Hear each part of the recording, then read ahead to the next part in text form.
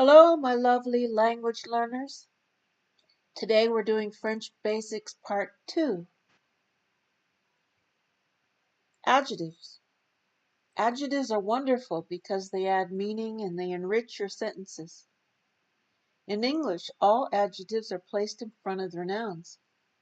The big boys, the majestic mountains, the tail-wagging dogs. In French, adjectives can come before or after their nouns. Mostly they go after their nouns. So how can you tell? A simple rule will help you. Most opinion adjectives go before and fact adjectives go after, with numbers being the exception in almost all languages. Long adjectives mostly go after their nouns unless one is very excited and emphasizes the long adjective. Le bon chien. It's your opinion whether the dog is good or bad. Le chien français. The French dog is obviously a French dog. Le grand garçon. The tall boy. Well, if he's standing next to me, he's tall. But if he's standing next to an NFL quarterback, he's probably short. Le garçon sportif. Sportif means athletic. So if the boy's athletic, that's a fact. La belle montagne monstrueuse. It's belle is whether or not it's beautiful, that's your opinion. Monstrueuse, that's also an opinion. But guess what? It's a long adjective, so it'll go after the noun. Unless you're very excited and you're emphasizing the monstrueuse, like, oh là là, quelle monstrueuse montagne! What a monstrous mountain. In English, all adjectives go before their nouns and have one form. In French, adjectives have four forms, depending upon whether the word is masculine singular or plural, feminine singular or plural. Let's look at le grand garçon. Grand is the default. The default is always masculine singular.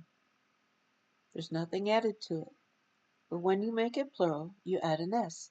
Les grands garçons, the tall boys. Then the feminine, la grande table. You add an E to make it feminine.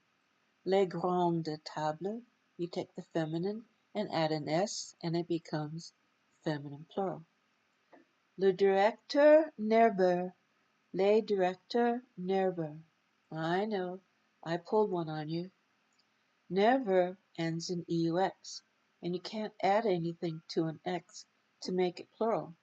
It's already singular and plural.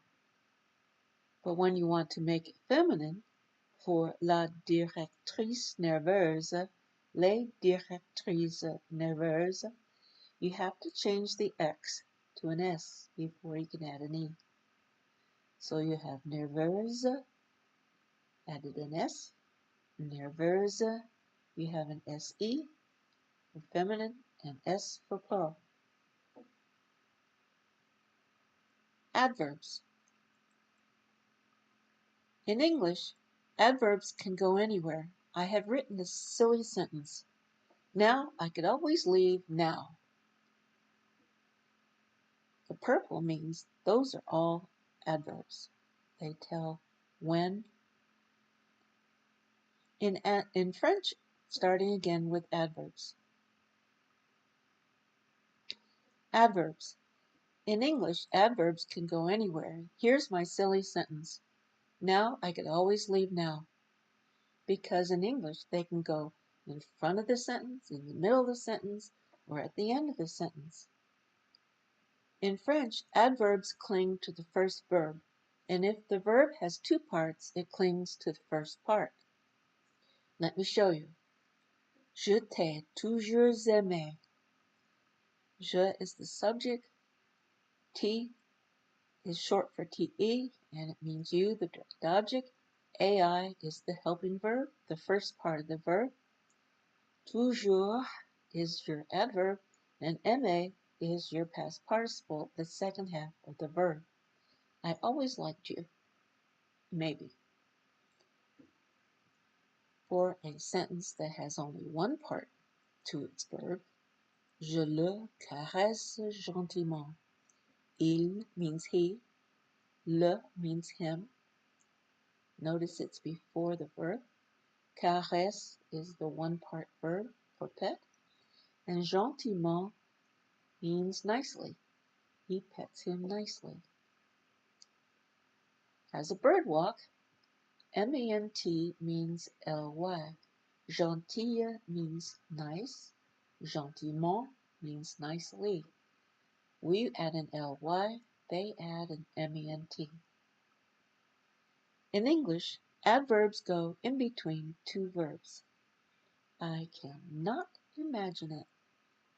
In French, adverbs go with the first verb before the second verb.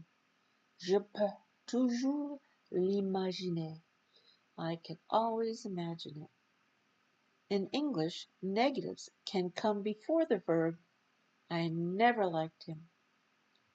In French, negatives, being adverbs and having two parts, surround the first verb. Je ne t'ai pas aimé. Je n'ai pas. Je ne. Starting that last sentence again. Je ne t'ai pas aimé. I did not like you. Well, maybe a little bit. I have a complete video on two-part negative. Direct objects. You will have noticed that the direct object might be in two places in French. In the sentence, il caresse le chien, the sentence order is exactly like English. Subject, verb, direct object. When is it different in French? The answer is when it's a pronoun. In the sentence, il caresse le chien is a noun. In the following sentence, we say, in English, I see him. In French, we say, je le vois, I him see, because him is a pronoun. And there's more to follow. Au revoir, mes amis.